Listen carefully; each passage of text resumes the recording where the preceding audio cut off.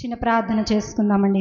మహాపరిశుద్ధుడా, మహాగణుడా, సర్వశక్తిమంతుడా, సర్వాధికారి, కృపా కనికరములు గల తండ్రి, నీకు లెక్కలేనని స్తుతులు స్తోత్రాలు అయా. గడిచి మాసమంతా అయా నీ కృపలో మమ్మల్ని అందరినీ భద్రపరిచావు తండ్రి. అయా మా కుటుంబాలను, మా సంఘంను, అయా మా సంఘ కుటుంబాలను, అయా వారి బంధువులను అందరినీ నువ్వు భద్రపరిచిన విధానమును బట్టి నీకు వందనాలయా. అయా ఈ యొక్క ఫిబ్రవరి మాసము నీ సన్నిధిలో మేమందరము కూడి నిన్ను స్తుతించుటకు, ఆరాధించుటకు నువ్వు చూపిన కృపను బట్టి నీకు వందనాలయ్యా. అయా నీ మాటనైనా మా హృదయాలను సంతోషపరిచేదయ్యా. నీ మాట తండ్రి మాకు జీవమును కలగచేసేది దేవా. నీ మాటనైనా మాకు ధైర్యమును కలగచేసేది తండ్రి. నీ మాటనైనా మమ్మల్ని పోషించేది కనుక అయా నీ మాట ద్వారానైనా మేము తండ్రి బలపడుటకు, అయా నడిపింపబడుటకు, పోషింపబడుటకు తగిన కృపను చూపి అయా నీ సంఘం ఎదుట నేను కూడా నిలవబడి మాట్లాడుచుండగా తండ్రి నీ సహాయంని నాకు దయచేసి అయా నీ కృపలో నన్ను జ్ఞాపకం చేసుకొని నీవు మాత్రమే మహిమ పొందుమని మా ప్రభువును రక్షకుడైన యేసు నామమును అడిగి వేడుకొనుచున్నాం మా పరమ తండ్రి. ఆమేన్, ఆమేన్.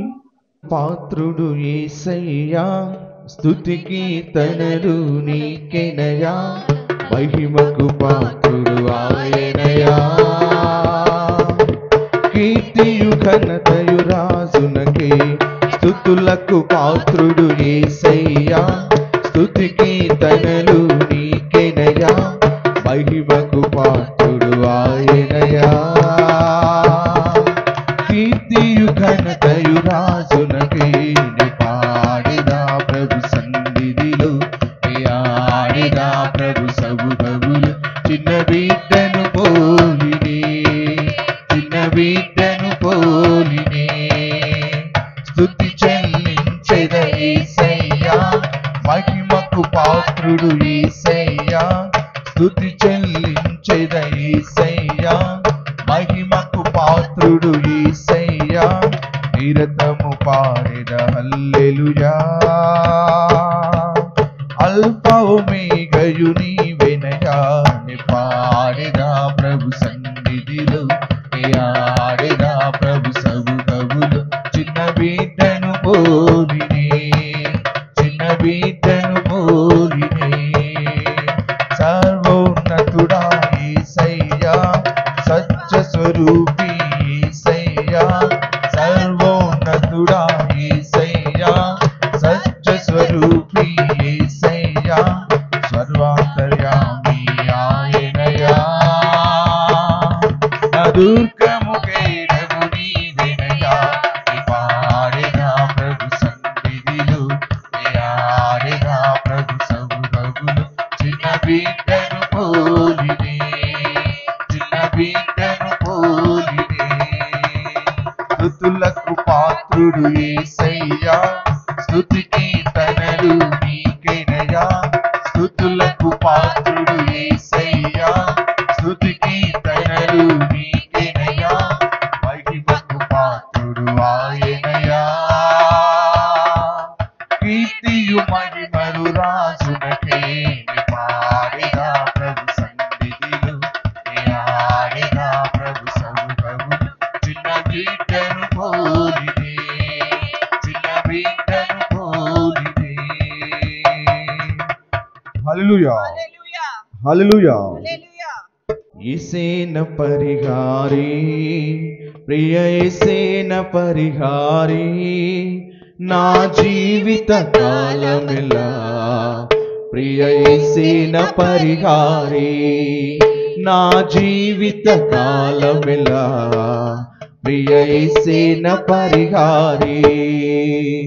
యేసేన పరిహారి, ప్రియ యేసేన పరిహారి, నా జీవిత కాలమెల్లా ప్రియ ప్రభువేన పరిహారి, నా జీవిత కాలమెల్లా ప్రియ ప్రభువేన పరిహారి.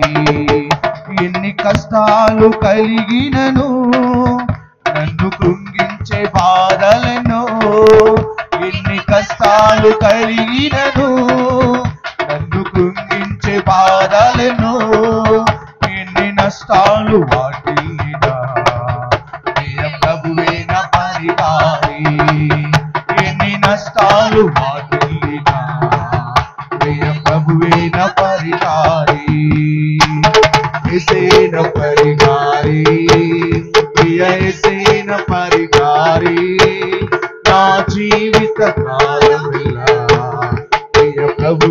పరిహారి నా జీవిత కాలమెల్లా ప్రియ ప్రభువేన పరిహారి నన్ను సాతాను వెంబడించినా నన్ను శత్రువు ఎదురించినా నన్ను సాతాను వెంబడించినా నన్ను శత్రువు ఎదిరించినా పలు నిందలు చుట్టినా ప్రియ ప్రభువేన పరిహారి పలు నిందలు చుట్టినా ప్రియ ప్రభువేన పరిహారి యేసేన పరిహారి ప్రియ యేసేన పరిహారి నా జీవిత కాలమెల్లా ప్రియ ప్రభువేన పరిహారి నా జీవిత కాలమెల్లా ప్రియ ప్రభువేన పరిహారి బహు వ్యాధులు నన్ను సోకినా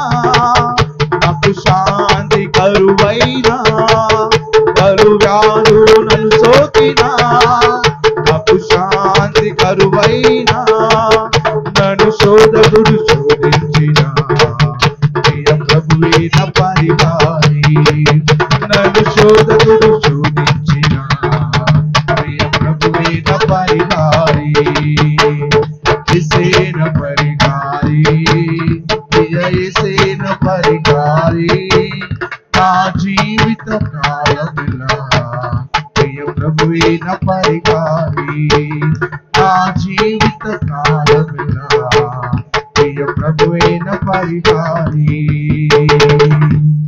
హల్లెలూయా హల్లెలూయా ప్రభువా నిన్ను కీర్తింతును యేసయ్యా నిన్ను ఆరాధింతును ప్రభువా నిన్ను కీర్తింతును యేసయ్యా నిన్ను ఆరాధింతును నా జీవిత కాలమంతా నీవు చేసిన మేలులతో నా జీవిత కాలమంతా నీవు చేసిన మేలులకు ప్రభువా నిన్ను కీర్తింతును యేసయ్యా నిన్ను ఆరాధింతును ప్రభువా నిన్ను కీర్తింతును యేసయ్యా నిన్ను ఆరాధింతును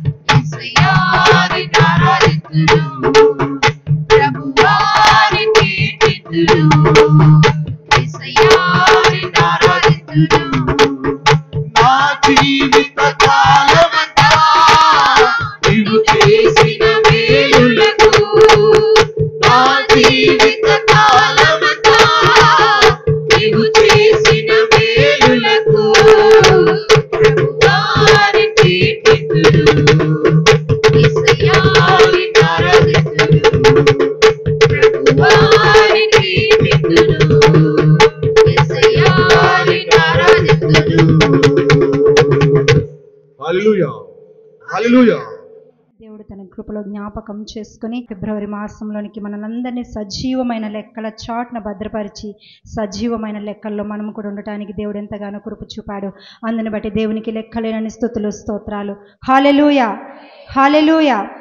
మరి బలహీనతలు ఏమైనప్పటికీ, గతించిన నెలలో ఎటువంటి బలహీనతలు ఉన్నప్పటికీ, ఎటువంటి బాధలు ఉన్నప్పటికీ అన్నిటి నుండి దేవుడు తన కృపను చూపి మరొక నూతన మాసంలోనికి మనల్ని ప్రవేశపెట్టి నూతన బలమును, నూతన శక్తిని మనందరికీ దయచేయునుగాక.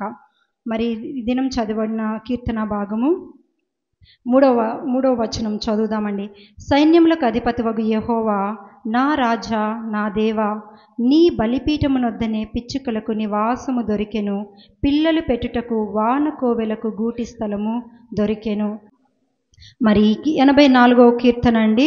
ఈ యొక్క కీర్తనలో 5 పుస్తకాలుగా డివైడ్ చేశారు. ఈ 5 పుస్తకాలలో ఈ కీర్తన 3వ పుస్తకము కింద ఉందన్నమాట. 3వ పుస్తకము అనగానే 84వ కీర్తన అనేది చాలా ప్రాముఖ్యమైన కీర్తన. ఈ కీర్తన కోరాహు కుమారులు రచించారు. కోరాహు కుమారులు అంటే మరి కోరాహు దేవునికి వ్యతిరేకముగా ఉన్నాడు, దేవుని సేవకులకి వ్యతిరేకముగా ఉన్నాడు. కానీ ఆయన యొక్క కుమారులు మాత్రము దేవునికి ఎంతో ఇష్టముగా, సన్నిహితముగా ఆయన యొక్క ఆశ్చర్యమైన కార్యాలను, ఆయన చేసిన అద్భుతమైన కార్యాలను ఎన్నటికీ మరిచిపోకుండా వివరిస్తూనే దేవుని ఘనపరుస్తూనే ఉన్నారు కోరాహు కుమారులు. మరి తండ్రి ఎటువంటి వాడైనప్పటికీ బిడ్డలు మాత్రము దేవుణ్ణి ఆశ్రయించి ఉన్నారు. కనుక మన పితరులు దేవుణ్ణి ఆశ్రయించిన వారుగా లేరు, కానీ మనము దేవుణ్ణి ఆశ్రయించిన వారముగా ఉన్నాము. దేవుని యొక్క అద్భుతమైన కార్యములు, ఆశ్చర్య కార్యములు మన జీవితాల్లో పొందుకుంటున్నాము. కనుక మనము కూడా ఈ కోరాహు కుమారుల వలె నిత్యము దేవుణ్ణి స్తుతించే వారముగా, ఆరాధించే వారముగా, మహిమ పరిచే వారముగా ఉండాలి.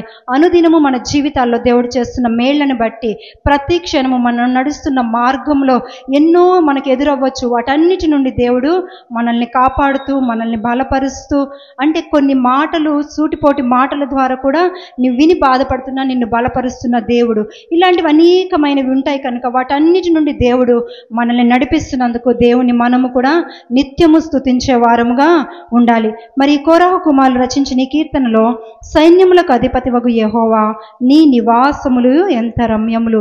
సైన్యములకు అధిపతి, ఆయన గొప్ప అధిపతి అని, అధికారము కలిగిన వాడని కోరాహు కుమారులు గ్రహించారు. నీ నివాసములు ఎంత రమ్యములు. రమ్యము అనగా అందమైనది అని అర్థము. మరి అంత అందమైనది అంటే చాలా చాలా ఎంతో వివరించలేము మేమయ్యా. నీ నివాసములు ఎంతో రమ్యమైనవి అంటే మమ్మల్ని ఎంతగానో భద్రపరుస్తుంది, మమ్మల్ని ఎంతగానో దాచిపెడుతుంది, మమ్మల్ని ఎంతగానో మరి క్షేమంగా నడిపిస్తున్నాయ్యా. నీ యొక్క నివాసములు అంత రమ్యమైనవి. నీ నివాసం యొద్ద మేముంటే సురక్షితంగా ఉన్నాము. కనుక నీ నివాసములు ఎంతో రమ్యమైనవి. అంత మాత్రమే కాదు, యెహోవా మందిర ఆవరణములను చూడవలనని నా ప్రాణము ఎంతో ఆశపడుచున్నది, అది సొమ్మసిల్లుచున్నది. మరి దేవుని మందిరానికి వెళ్ళాలనే ఆశ, వారిలో ఉండే ఆశని వారు వ్యక్తపరుస్తున్నారు. అంత మాత్రమే కాదు, ప్రాణము మాత్రమే కాదు, జీవము గల దేవుని దర్శించుటకు నా హృదయమును, అంటే నాలో ఉండే నా హృదయము, నా శరీరమును ఆనందముతో కేకలు వేయుచున్నది. ఆదివారం వచ్చింది, దేవుని సన్నిధికి వెళ్ళాలి, దేవుణ్ణి స్తుతించాలి, దేవుణ్ణి ఆరాధించాలి, దేవుణ్ణి మహిమపరచాలి. దేవుని మాట ద్వారా నేను బలపడాలి. దేవుని మాట ద్వారా నాకుండే సమస్యకు నేను ఏ విధముగా వెళితే నాకు దానిలో విజయము కలుగుతుందో ఆయన మాటను నేను వినాలి అనే ఆశ, ఉత్సాహము, ఆనందము మనలో ఉండాలి. మరి ఒక ప్రాణమునకు మాత్రమే కాదు, హృదయమునకు శరీరమునకును ఆనందం అనేది ఉండాలి. అవి ఉన్నప్పుడే మనము ఇక్కడికి రాగలము, దేవుణ్ణి స్తుతించగలము. కనుక మరి వారు చెప్తున్నారు ఏమని అంటే, ఎంతగానో ఆశపడుతున్నామయ్యా నీ మందిర ఆవరణములకు మేము రావాలని, చూడాలని, నీ సన్నిధిలో మేము ఉండాలని ఎంతో ఆశపడుతున్నాము. ఎందుకు అంటే నీవు గొప్ప దేవుడవు, నీవు అధిపతివి కనుక మరి నీ ఆశ్చర్యమైన కార్యాలు మా జీవితాల్లో మేము పొందుకున్నాము కనుక అంత ఆశ మాలో ఉంది. మరి మనం కూడా మన జీవితాల్లో అనేక సంవత్సరాలు గడిచిపోతున్నాయి. మరి మనం ఎదుర్కొంటున్న సమస్యలను బట్టి, మనం ఎదుర్కొంటున్న భయాలను బట్టి, మనం ఎదుర్కొంటున్న ఆర్థికమైన ఇబ్బందులను బట్టి ఏ విధముగా వాటి నుండి మనము విడుదల పొందుతున్నామో మనము ఒకసారి ఆలోచించుకుంటూ దేవుని నిత్యము స్తుతించే వారముగా ఉండాలి. మరి 3వ వచనానికి వస్తే, సైన్యములకు అధిపతివగు యెహోవా నా రాజా నా దేవా, నీవే రాజువి, నీవే అధిపతివి, నీవే నా దేవుడవు. ఎందుకు అంటున్నారంటే, నీ బలిపీఠమునొద్దనే పిచ్చుకలకు నివాస స్థలము దొరికెను. పిచ్చుకలంటే తెలుసు కదా అందరికీ, చిన్న పక్షి, ఏమాత్రము ఎన్నిక లేని పక్షి. మరి ఇప్పుడైతే తగ్గిపోయింది, కానీ ఇంతకు ముందు పిచ్చుకలు ఇంటికి ముందుకు ఒకేసారి గుంపుగా వచ్చి ధాన్యం ఆరబెట్టిన, రాగులు ఆరబెట్టిన వచ్చి వాటి మీద వాళ్తూ ఉండేవి. ఇప్పుడు ఎందుకు తగ్గిపోయాయి అంటే సెల్ ఫోన్ టవర్స్ ఎక్కువ అయిపోయాయి. వాటి నుంచే వచ్చే యొక్క తరంగాలు, ఆ యొక్క ప్రభావం ఆ పిచ్చుకల మీద ప్రభావము చూపి వాటి యొక్క జాతి అంతరించిపోతూ ఉందన్నమాట. అయితే ఈ పిచ్చుక, ఎన్నిక లేని ఈ పిచ్చుక, మరి ఆ పిచ్చుకకి ఇది ఏమని చెప్తున్నాడంటే ఇక్కడ, నీ బలిపీఠము యొద్దనే పిచ్చుకలకు నివాసము దొరికెను. అంటే అలక్ష్యము కలిగిన పక్షి, ఎవ్వరు ఎన్నిక చేయరు. ఎవరైనా పెంచుకుంటారా పిచ్చుకని? ఎవరు పెంచుకోరు. ఒకవేళ మనం ధాన్యం ఆరబెట్టామనుకోండి, అక్కడికి పిచ్చుక గుంపు రాగానే మనము ఊరుకుంటామా? అని తోలేస్తాం దాన్ని. అంటే ఎవ్వరు దాన్ని ఎన్నిక చేయలేదు, కానీ దేవుడు ఎన్నిక చేశాడు. మరి పక్షుల కంటే మనము శ్రేష్టమైన వారమని వాక్యం చెప్తుంది. పక్షులు అవి ఏమి కూర్చుకొనవు, ఏమి చెయ్యవు, కానీ పోషింపబడుతున్నాయి. కానీ దేవుడు అంతకంటే శ్రేష్టముగా మనలను చేశాడు. ఈ ఎన్నిక లేని, ఈ అలక్ష్యము కలిగిన ఈ పక్షికే దేవుడు తన బలిపీఠం యొద్ద స్థానం ఇచ్చాడు. బలిపీఠం అంటే ఏంటి? దేవుని యొక్క సన్నిధి. మరి దేవుడు ఆనాడు పాత నిబంధన కాలంలో మరి యాజకులు ఉంటూ బలిపీఠం యొద్ద వెళ్ళి ప్రజల నిమిత్తము దేవునితో మాట్లాడేవారు. ప్రజల యొక్క పాపాలను దేవునితో చెప్పేవారు. వారు ఇలాగున్నారు, వీరు ఇలాగున్నారు. మరి యాజకుడు కూడా తన్ను తాను పవిత్రపరచుకొనుటకు ఆ బలిపీఠం యొద్ద వెళ్ళి విచారణ చేసేవాడు. బలిపీఠం అనగా దేవుని యొక్క సన్నిధి కనుక అటువంటి దేవుని సన్నిధిలో పిచ్చుకకు నివాస స్థలం ఉంది అంటే మనం ఇంకా ఎంత శ్రేష్ఠులమో దేవుని వాక్యం సెలవిస్తుంది. కనుక దేవుని సన్నిధి యొద్ద ఉంటే ఏ అపాయము మన యొద్దకు రాదు. మరి బలిపీఠం యొద్ద ఇంకా ఏముందంటే దహించు అగ్ని ఉంది. మరి ఆ బలిపీఠం యొద్ద ఉన్న అగ్నిని చూచి యెషయా భక్తుడు ఏమన్నాడంటే, అయ్యా నేను అపవిత్రమైన పెదవుల కలవాడను, నా పెదవులను కాల్చుము అని అడిగాడు. అంతే, దేవుడు దహించు అగ్ని వలె ఉన్నాడు. కనుక యెషయా తన యొక్క స్థితిని దేవుని సన్నిధిలో అడుగుచున్నప్పుడు దేవుడు తన పెదవులను కాల్చాడంట. మరి అంత శక్తి కలిగిన బలిపీఠం యొద్ద పిచ్చుకకు నివాస స్థలము దొరికింది. ఎన్నిక లేని పక్షిని దేవుడు ఎన్నిక చేసి అంత భద్రత కలుగ చేశాడంటే నిన్ను నన్ను తన చేతి పనిగా చేసుకున్న దేవుడు కనుక మనకు ఇంకా ఎంత భద్రత ఉందో మనము ఆలోచించాలి. దేవుని సన్నిధికి ఏమాత్రము నిర్లక్ష్యం చేయకూడదు.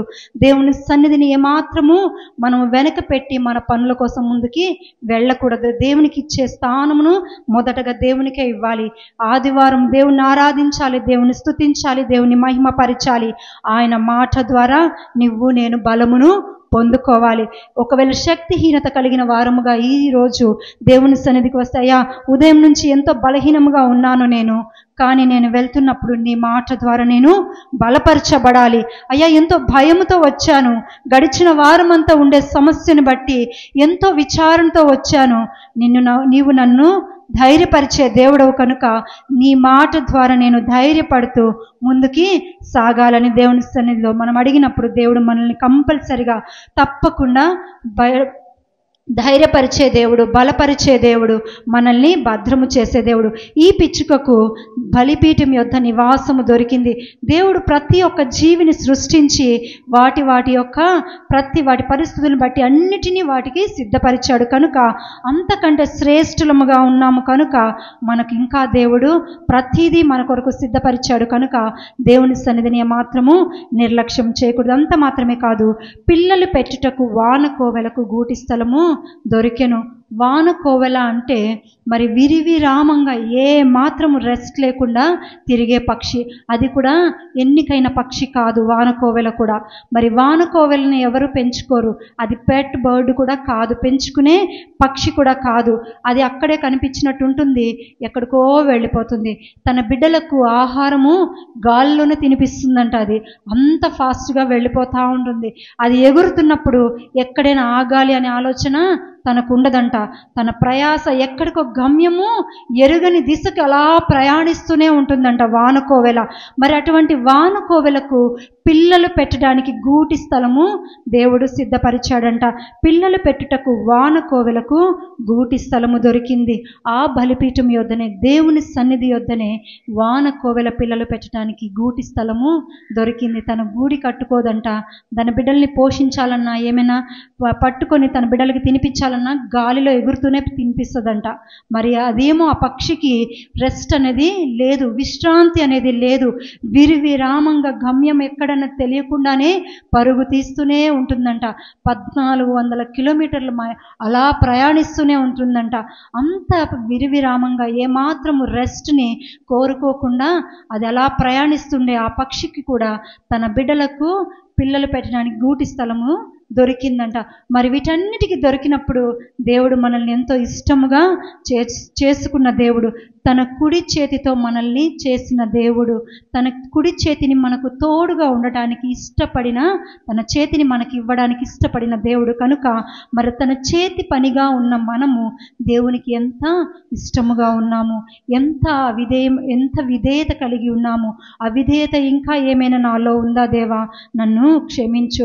ప్రతి సంవత్సరము, ప్రతి నెల ఈ బలను నేను సమీపిస్తున్నాను అయ్యా, నీ యొక్క ప్రేమను నేను జ్ఞాపకం చేసుకుంటున్నాను. కానీ నా పనుల విషయానికి నేను వెళ్తున్నప్పుడు నేను జ్ఞాపకం చేసుకోకుండా నా నోటి మాట, నా యొక్క ఆలోచన, నా స్వబుద్ధిని ఆధారం చేసుకొని నేను జీవిస్తున్నాను. అయ్యా, నీ సన్నిధి వద్ద నేను అడుగుచున్నానయ్యా, నన్ను జ్ఞాపకం చేసుకో. వాటన్నిటిని జ్ఞాపకం చేసుకున్న దేవుడవు, నీ చేతి పనిగా నన్ను చేసుకున్నావు కనుక నన్ను జ్ఞాపకం చేసుకొని నా విధేయతను, నా అతిక్రమములను నువ్వు జ్ఞాపకం చేసుకొనకుండా వాటిని క్షమించయ్యా అని అడిగినప్పుడు దేవుడు క్షమించడానికి సిద్ధమైన మనసు కలిగిన దేవుడు కనుక, ఎంతో శాంతము కలిగిన దేవుడు కనుక దేవుణ్ణి మాత్రము మనము నిర్లక్ష్యం చేసేవారముగా ఉండకూడదు. అంత మాత్రమే కాదు, ఇంకా ఏం చెప్తున్నారంటే, నీ మందిరం నందు నివసించువారు ధన్యులు. మనందరము దేవుని సన్నిధికి వస్తూ దేవుని యొక్క ముఖ కాంతి, ఆయన కాంతికి సమీపముగా మనం ఉన్నప్పుడు ధన్యులమని అనిపించుకుంటాము. మరి లైట్ మన మీద పడుతున్నప్పుడు ఆ లైట్కి మనం దగ్గరగా ఉన్నప్పుడే మనము ఎవరికైనా కనిపించగలము. ఆ వెలుగు ఎవరంటే దేవుడు. దేవుని యొక్క ముఖ కాంతి మన పైన ఉంటే ఇతరులకు, మనము మనుషులకు ఏమాత్రము, మనుషులు ఒకరికి ఒకరు ఎన్నికైన వారు కారు, కానీ దేవుని ఎన్నుకున్న బిడ్డలుగా మనం ఉన్నందుకు ఇతరులకు మనము ఎన్నికైన వారముగా కనిపిస్తాము.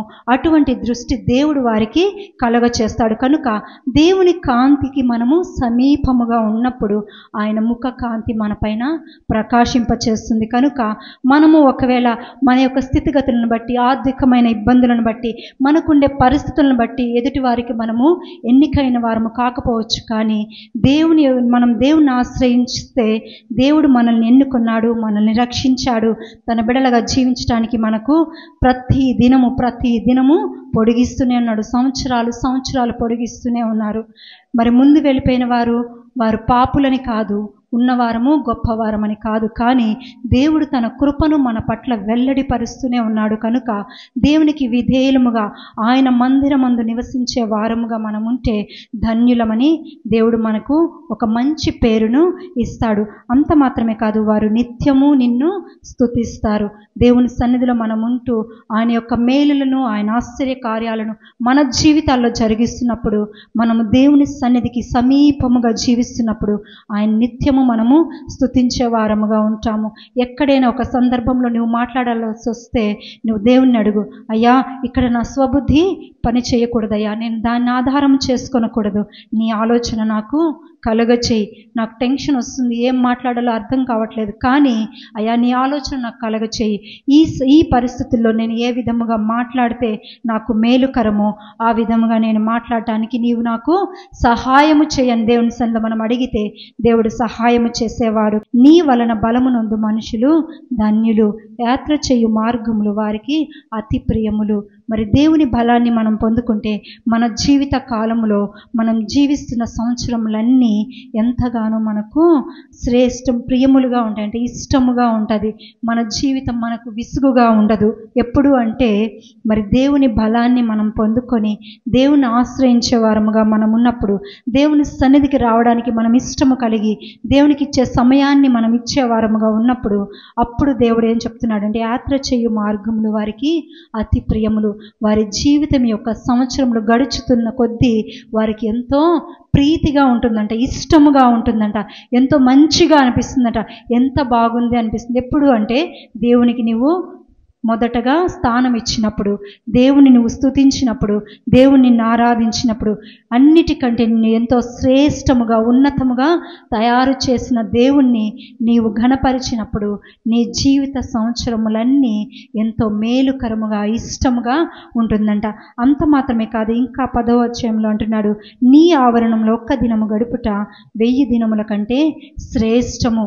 ఒక దినము 1000 దినములంటే 1000 దినములంటే ఎన్ని సంవత్సరములు? 3 సంవత్సరాలు. ఇంకా కొన్ని డేస్ ఉన్నాయి.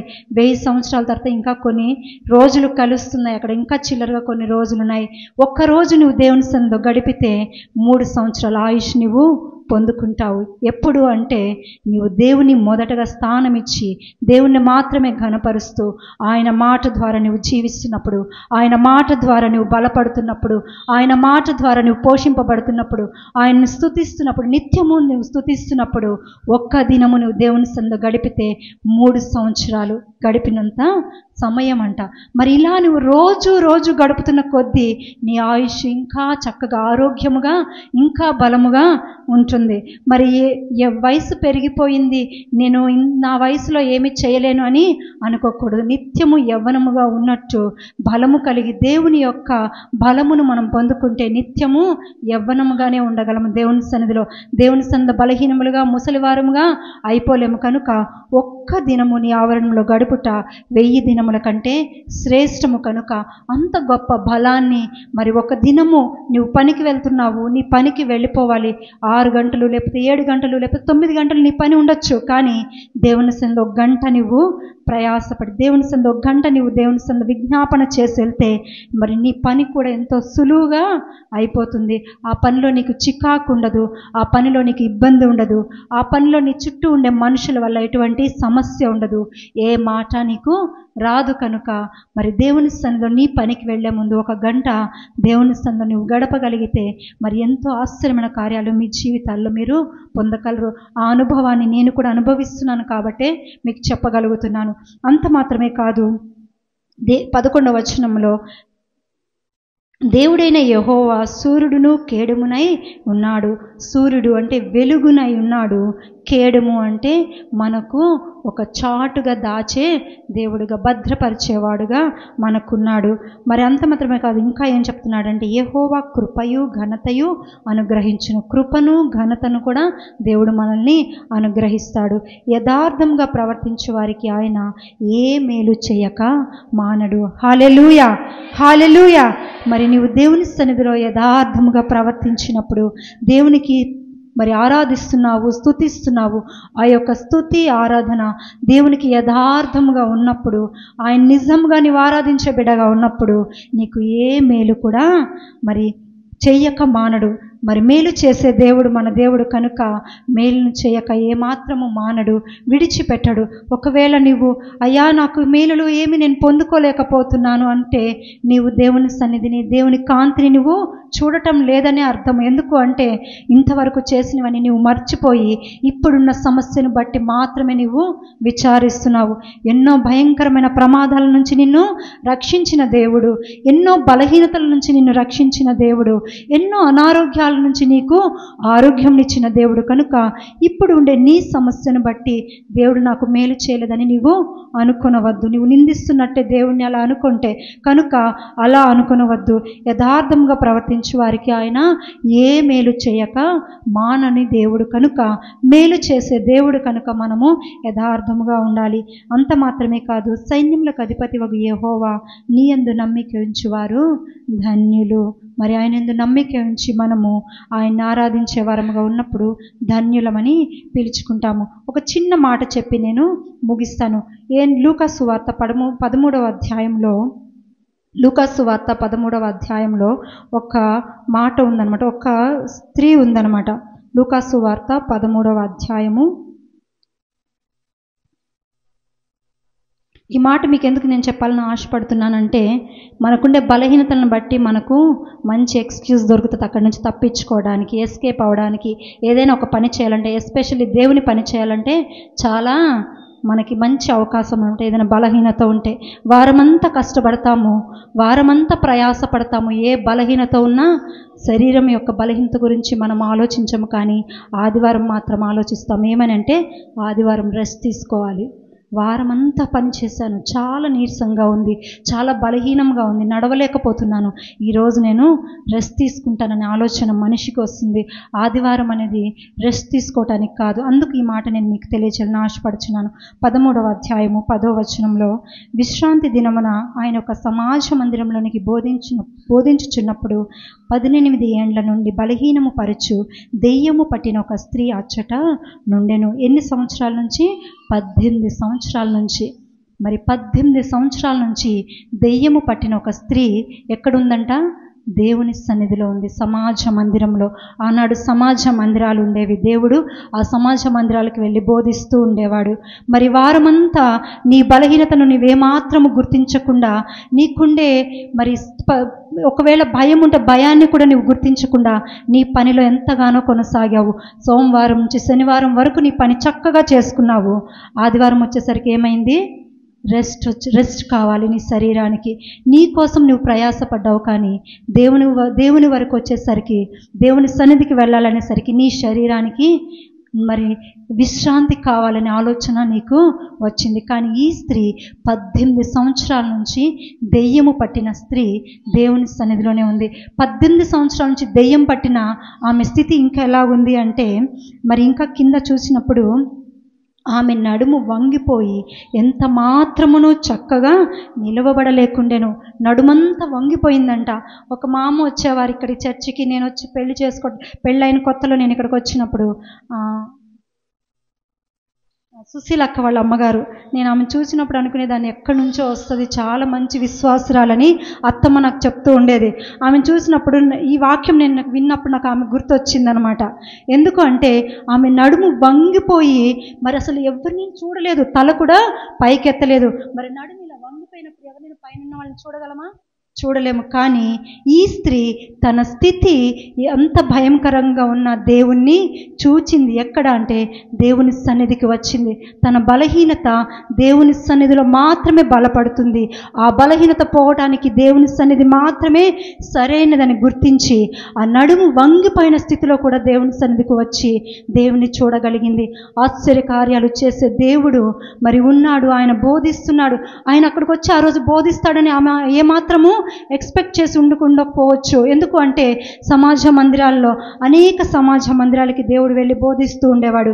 ఆ సమాజ మందిరానికి యేసుప్రభు వారు వస్తారని తను ఏమాత్రం ఊహించి ఉండకపోవచ్చు. కానీ ఆ సమాజ మందిరానికి వచ్చింది. సమాజ మందిరంలోకి రావడం అంటే దేవుని సన్నిధిలో ఉంది. తన బలహీనత సమయంలో ఎక్కడ ఉంది? దేవుని సన్నిధిలో ఉంది.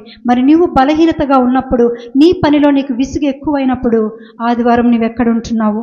ఎక్కడ ఉండి నీ ఆలోచనని నువ్వు యోచిస్తున్నావు? నాకు ఒక చిన్న సమస్య అనిపిస్తూ ఉంది. నిన్నటి నుంచి నేను ఆలోచిస్తున్నాను. కానీ ఆలోచించి మరల తర్వాత దేవుని సన్నిధికి అప్పగించి, అయ్యా నేను నీ సన్నిధికి వెళ్తున్నాను, నేను ఆ సమస్యని నీ చేతికి అప్పగిస్తున్నాను, నాకు ఎటువంటి తొందరపాటు రానివ్వవద్దయ్యా, నేను నా పనికి వచ్చే వరకు నీవు నాకు సహాయం చేయని దేవుని సన్నిధిలో నేను అడిగాను. ధైర్యంగానే ఉన్నాను. బయట కొన్నిసార్లు నేను వ్యక్తపరుస్తున్నాను.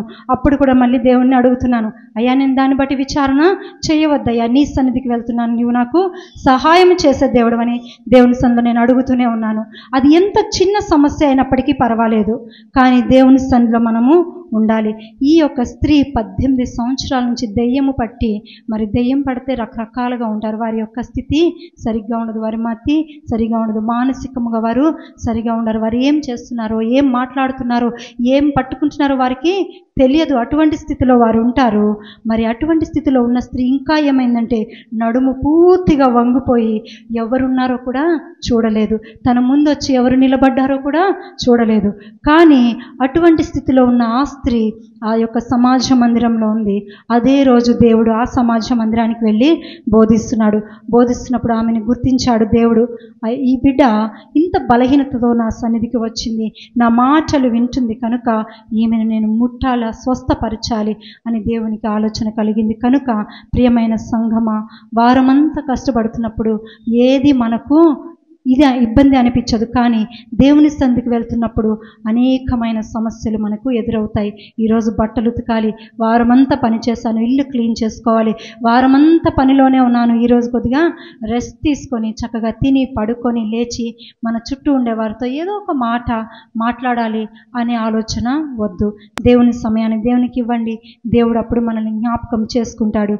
ఆయన ఆవరణంలో ఒక్క దినము గడుపుట 1000 దినముల కంటే శ్రేష్టమని దేవుడు సెలవిస్తున్నాడు. కనుక పిచ్చుకల్ని ఎన్నిక చేసిన దేవుడు మనల్ని ఇంకా ఎంతో శ్రేష్టమైన వారిగా చేశాడు. కనుక మరి దేవుని మహిమపరచాలి, దేవుణ్ణి ఆరాధించాలి.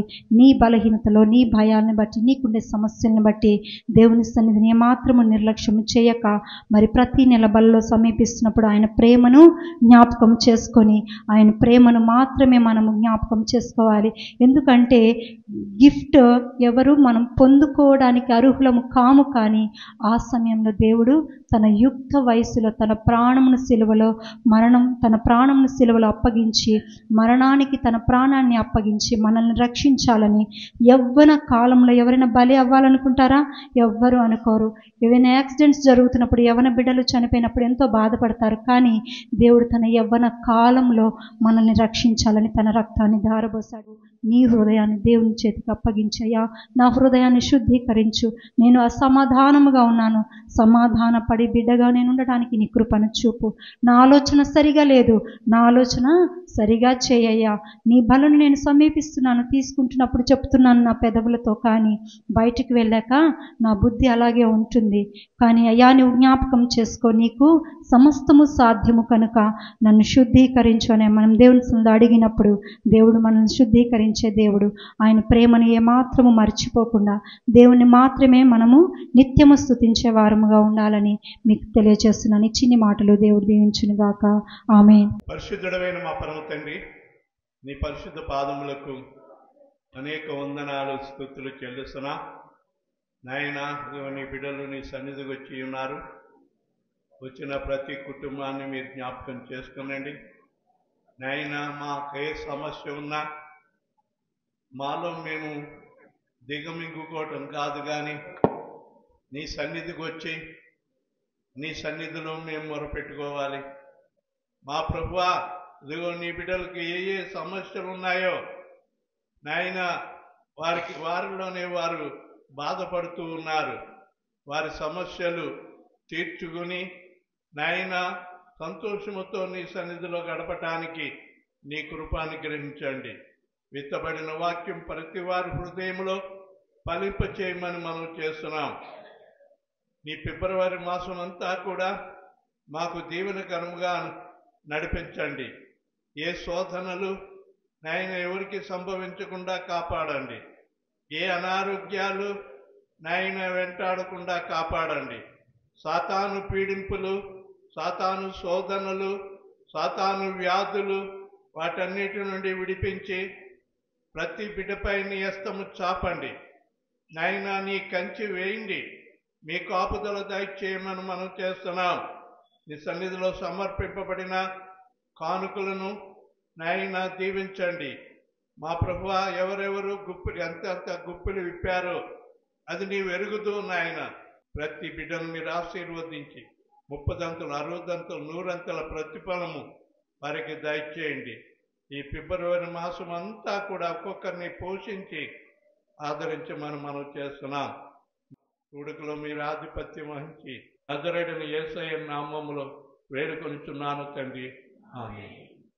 మన తండ్రి అయిన దేవుని ప్రేమ, ప్రభువైన యేసుక్రీస్తు వారి యొక్క కృప, పరిశుద్ధాత్మని యొక్క నిత్య సహవాసము, సమాధానము కూడిన మనకు సదాకాలం తోడైండును గాక. ఆమేన్.